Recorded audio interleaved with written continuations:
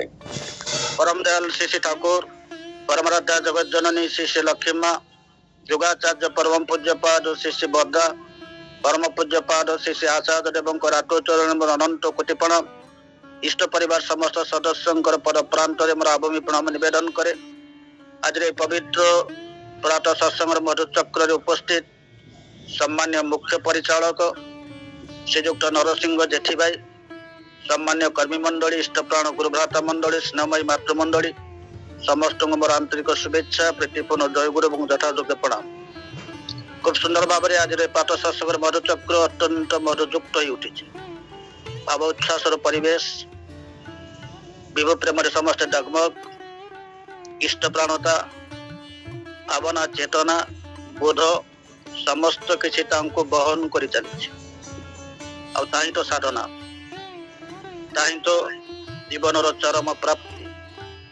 देखुली सुंदर भाव में दैतारी भाई एवं तांकर परिवार उदंड कीर्तन प्रज्ञा परिमिता माँ आकर्षणीय माधुर्य भरा भक्ति नैवेद्य समस्त किछिटा अत्यंत मधुयुक्त कर तुड़ी सत्संगर भाव जगत।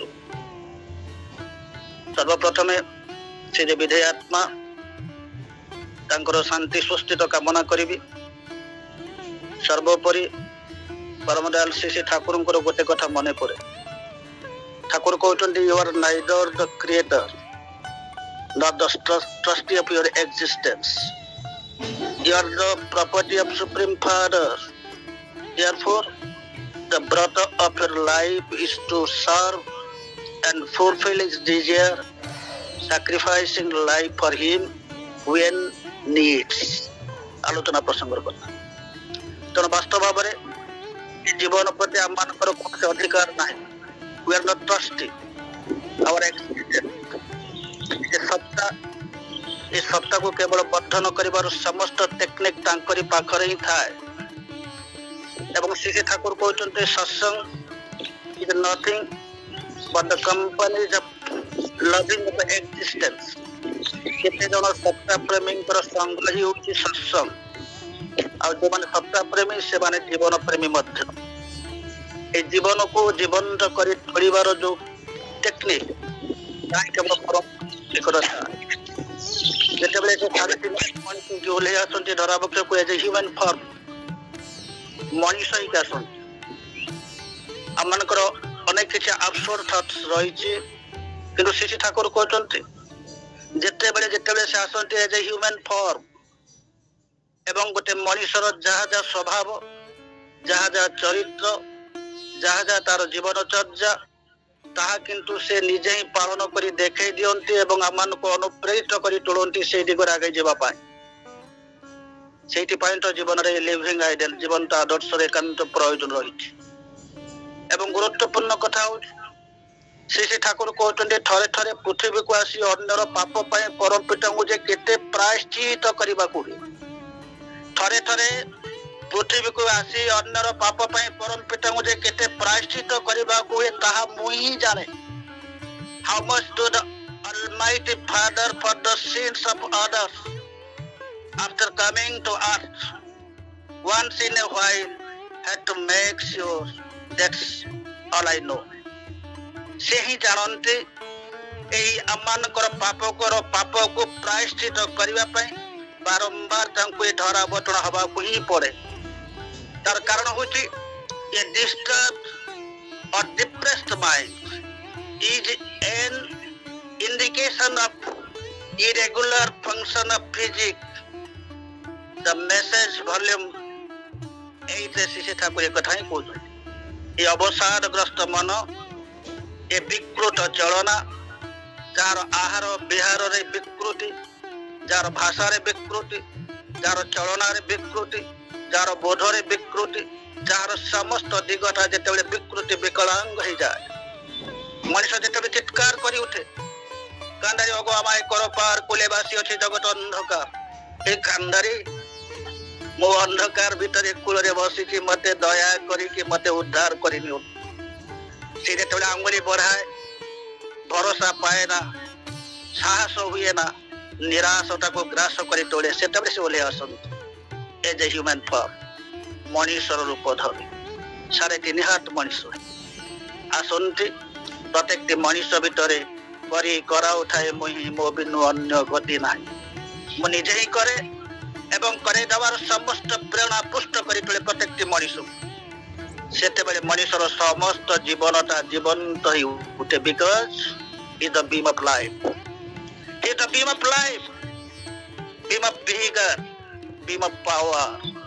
He is the living mercy, जीवंत करुणा विग्रह जेतेबेले से आसंती प्रत्येक मनीष को आकृष्ट करते तांको दिगो मनीष तांको दिगो को छुटी चले से ही निजे धरा दियंती मने पड़ी जाए 9 वर्षर बालक सहित जेतेबेले तार बापा लुच काली खेलुता एवं तार पुत्र संतान आखिरे को कलापति बांधी दिया जाता है उंडाली उंडाली से बाप को खोजी बोलू था दूर रे ठियाई तार पिता देखु था पुत्र असहाय अवस्था को एवं से भल भाव जानती पिता जे तांको पुत्र कदापि तांको धरी परिबा नै किंतु सही मुहूर्त रे अनेक कल कौशल करी से निजे ही धरा दियंती एवं जययुक्त करे दियंती तांकर पुत्र संतान पुत्रटी आनंद रे उच्छ्वसित मन रे कहि बोले मु जीती गली मोर प्रारब्ध कर्म मोर पितृ मातृ सुकृतिता ही पारे किंतु से ही धरा दियंती निजे आसी प्रत्येक मनीष को से ही धरा दियंती मनीष तांको धरी रखिले धरी पारे धरे भूली गले आउ धरिवार सुजोग प्राप्त हुए सेइते पई साधु सावधान हबा को कुआ जाय जीवन रे तांको केवल ही भल पाइबा को हुए be concentric with every urge for love is life, love is faith, love is Lord, love is a lead to active progress, love is God and His incarnation. Message volume 3.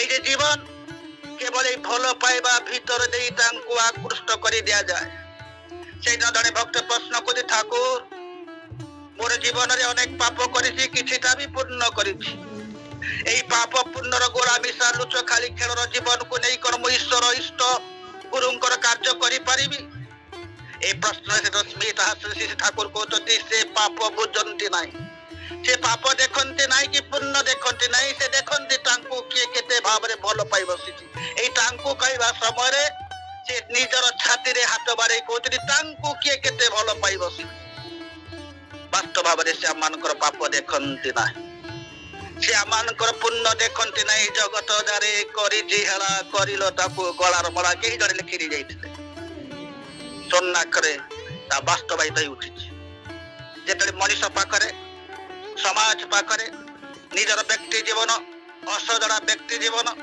असजड़ा दाम्पत्य जीवन असजड़ा पारिवारिक जीवन सामाजिक जीवन राष्ट्र जीवन वृत्तिगत जीवन जौन जीवन समस्त जीवनता जेतले विकृत हो जाए मनीष सेते बेले तांको खोजी बसे अप्राण सहित मने पड़े से दिन भरपूर दर्शक मानक भितरे परम दयाल श्री रामकृष्ण देव बसिचंती नटटी गाउची नटी नाचुची नट कहूची कांदारी अगो आमाय करो पार कोले बासी अछि जगत अंधका एई चित्कार सुने से मंच पर छुटी जाउचंती परम दयाल प्रभु रामकृष्ण देव कोली आनुचंती नटी को कहते आमी एसेची तुई जे आमाके डाकिली मु आसी जाइछि तुई जे मते डाकिलु वास्तव भावरे से आमानकर कथा को सुनंती तांकर कर्ण गोरे प्रवेश करि जाय गोटे पिपिलेकार पाद देशरे एक झुमुका पिंधे देले तार ऋण शब्द मध्य तांकर कर्ण गौर भीतर प्रवेश करि जाय